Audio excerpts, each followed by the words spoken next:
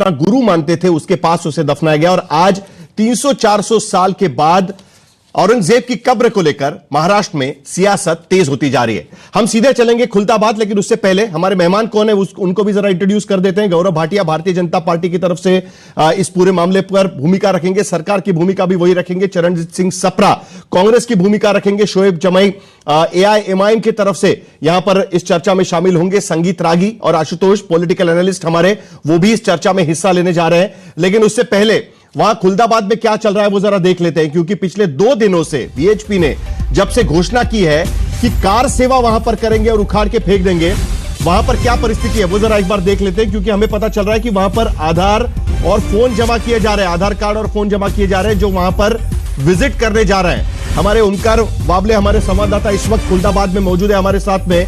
ओमकार, वहां पर सुरक्षा के क्या इंतजाम किए गए हैं, जरा किस तरीके की सिचुएशन वहां पर बनी हुई है? तंग सिचुएशन है ऐसा हम सुन रहे हैं, जरा बता दीजिएगा। तो बात तो सही है साहिल सर, जहां मैं खड़ा हूं खुलताबाद में उसके 5 किलोमीटर का जो इर्द गिर्द का एरिया है वह सब जगह बैरिकेड्स लगाए दिए गए हैं। जो लोग अंदर आ रहे हैं वो यह है कि इस गांव के रहवासी है या नहीं है वो भी देखा जा रहा है। मेरे इस साइड आप देखो तो लोग वजू कर रहे हैं, नमाजें थोड़ी देर में शुरू होगी। अब रमजान का महीना है तो लोग यहाँ वजू कर रहे हैं, उस तरफ लोग नमाजें पढ़ रहे हैं। और यहाँ से एग्जैक्ट 10 फीट की दूरी पर ही tomb of Mughal emperor Aurangzeb Alamgir यानी कि औरंगजेब की जो कब्र है वो कब्र का ये सब प्रीमाइसेस है। अक्सर यहाँ लोग आते रहते हैं, लेकिन अभी पुलिस बंदोबस्त बढ़ाया गया है और पुलिस की तैनाती हो चुकी है। यहाँ SRPF के जवान हो या फिर लोकल पुलिस के गार्ड्स हो। देखो अभी लोग आ रहे हैं, एंटर कर रहे हैं। ASI के अंडर यहाँ की जो अलग अलग प्रॉपर्टी है यानी अजंता एलोरा केव्स हो या फिर दौलताबाद का किला, यहाँ लोग आते हैं तो औरंगजेब की कब्र पर भी वो आते हैं। तो अलग अलग जगहों से जब टूरिस्ट यहाँ आ रहे हैं तो वो एग्जैक्टली कहाँ से आ रहे हैं, उनका आधार कार्ड लिया जा रहा है और अंदर मोबाइल अलाउड नहीं है या फिर आपके बैग में कोई भी इलेक्ट्रॉनिक जो कार सेवा की घोषणा की जा रही है उसकी कोई डेडलाइन वगैरह है क्या? कलेक्टर को लेटर दिया जा रहा है, मुख्यमंत्री को लेटर दिया जा रहा है, कहा जा रहा है कि हम उखाड़ कर फेंक देंगे, कोई डेडलाइन दी है क्या कि इतनी तारीख तक वो कब्र हटा दी जाए वरना उनको उखाड़नी पड़ेगी? कुछ कहा है VHP के लोगों ने?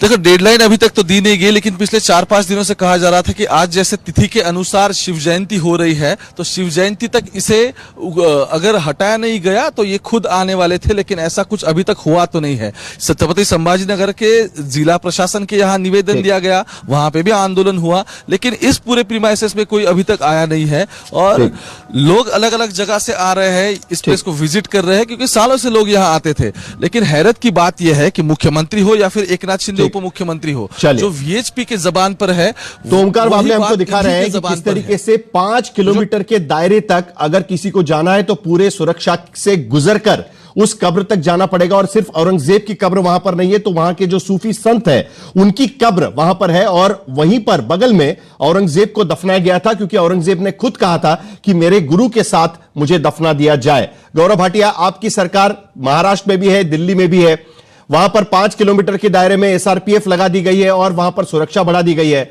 और VHP वहां पर आंदोलन भी करना चाहती है, कलेक्टर को जाके लेटर भी दे रही है। लोग सिर्फ सवाल यही पूछ रहे हैं कि सरकार जब आपकी है, कोई डेडलाइन तो दी नहीं है, ऐसे में अगर कब्र उखाड़नी है तो उखाड़ दीजिएगा, बयानबाजी काहे के लिए? सरकार आपकी, आप कुछ भी फैसला ले सकते हैं। साहिल जी, सबसे पहले तो याद दिलाने के लिए कि हमारी सरकार है, धन्यवाद।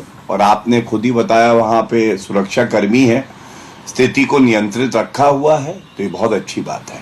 दूसरी बात संवैधानिक कर लेते हैं, अगर कोई प्रदर्शन करना चाहता है तो ये भी संविधान संगत है। और औरंगजेब कौन है पहले हमें ये समझना होगा। क्या वो क्रूर शासक था जिसने 46 लाख हिंदुओं को, सिखों को मारा, धर्म परिवर्तन कराया? हाँ। क्या उसने गुरु तेग बहादुर जी का सर कलम कर दिया? हाँ, उसके आदेश पे हुआ। क्या उसने संभाजी महाराज जी को प्रताड़ित करवाया? हाँ, करवाया। क्या उसने अपने पिता को जेल की सलाखों के पीछे डाला? हाँ, डाला। क्या अपने भाई को मरवाया? हाँ, मरवाया। क्या मंदिर तोड़े? सोमनाथ मंदिर तोड़ा, उसने काशी विश्वनाथ मंदिर तोड़ा और उसने मथुरा का मंदिर तोड़ा और तमाम और मंदिर तोड़े। तो हाँ बिल्कुल वो एक क्रूर शासक था, हम अपने जूते की नोक पे बैठाते हैं और ऐसा व्यक्ति हमारा आदर्श नहीं हो सकता। ये इस बात की लड़ाई है, इस विचारधारा की लड़ाई है। दूसरी बड़ी बात मैं आपको बताता हूं, आप सोचिए, एक बात कही जाती है खासकर मुस्लिम समुदाय में, गुस्ताखे रसूल की एक ही सजा, सर तन से जुदा, सर तन से जुदा। अब मैं पूछता हूं, गुरु तेग बहादुर जी और सांबाजी महाराज जी क्या किया? सर तन से जुदा। लेकिन जिसने सर तन से जुदा किया है उसकी मजार पे ये देखिए, आज के राजनेता, ये AIMIM के अकबरुद्दीन ओवैसी, वारिस पठान और सब पहुंच गए। तो भाई अगर इनको वहां जाने का हक है तो हमें भी तो हक है ये तय करने का हमारे आदर्श कौन है, और हम प्रदर्शन करेंगे। तीसरी बात, कानूनी आपको बड़ी बताता हूं, एंशिएंट मॉन्यूमेंट एक्ट है 1958 का, और इसमें आप किसी भी मॉन्यूमेंट को, अगर आपको लगता है कि इतिहास में इसका कोई एक चरित्र रहा है, जरूरी है, तो आप उसको प्रोटेक्टेड मॉन्यूमेंट घोषित करते हैं। लेकिन इसी कानून में सेक्शन 35 में आप इसको डी नोटिफाई भी कर सकते हैं। ये यकीन है मेरा, ये यकीन है, जो भी होगा कानून के दायरे में रह के होगा, और जो भी होगा भाटिया जी आपने वो सही भारत का जो यश है वो बढ़ाने वाला होगा। बिल्कुल सही कहा आपने। डॉक्टर जो रूल 35 है उसके तहत आप डी नोटिफाई कर सकते हैं, और इसी रूल का इस्तेमाल करते हुए मार्च 2024 में 18 इस तरीके के मॉन्यूमेंट्स थे जिसको डी नोटिफाई कर दिया गया था। और यह बात पे कोई दो राय नहीं है कि औरंगजेब कोई क्रूर शासक था और उसने जो भी किया वो सारा बयान आपने लोगों के सामने रखा। लेकिन यह समझने में देरी तो नहीं हो गई? यह अचानक क्यों समझ में आ रहा है? आज अचानक क्यों समझ में आ रहा है? 10 साल से आप यहां पर है, मार्च 2024 में ही हटा देते उनको वहां पर। जी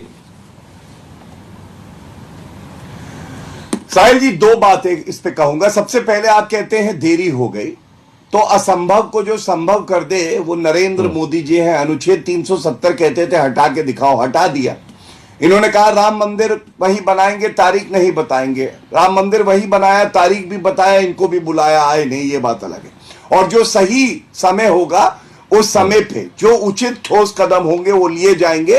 ये मोदी जी की सरकार है, देवेंद्र फडणवीस जी मुख्यमंत्री। मतलब VHP का प्रदर्शन होगा, उसके बाद ही हटा दिया जाएगा। रोड, बाबर रोड, मैं उत्तर दे रहा हूं साहिल जी। अगर टीवी डिबेट पे आके साहिल जो मेरे मित्र हैं वो मुस्कुरा के पूछे और मैं उत्तर दे दूं कि कब हटाया जाएगा, तो मैं समझता हूं कि मैं प्रवक्ता होने का कार्य बहुत जिम्मेदारी से नहीं निभा रहा। ये सब बहुत अहम फैसले होते हैं, हमें सुनिश्चित करना है कि कोई भी हानि ना जान की हो, ना दंगे हो, सौहार्द भी बना रहे।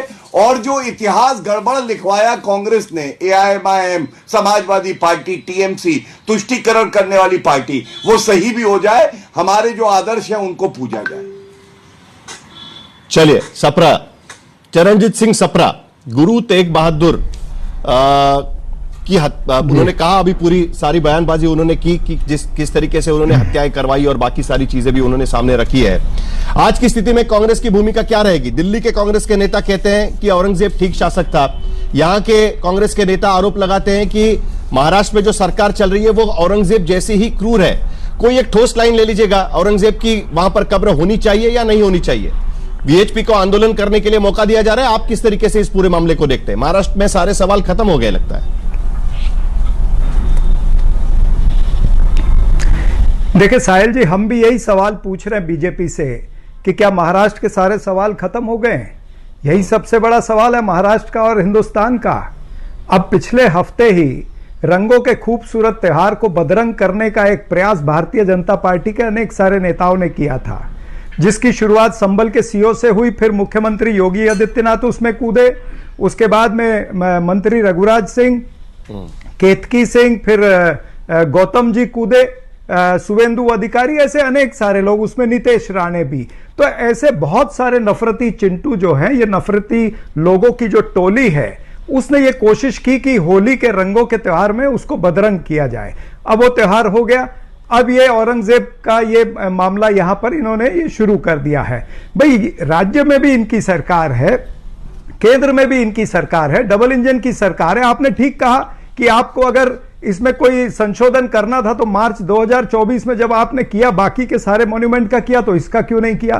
तो भारतीय जनता पार्टी अवसरवादी पार्टी है, ये अवसरवाद देखती है और उस तरह से ये निर्णय लेती है।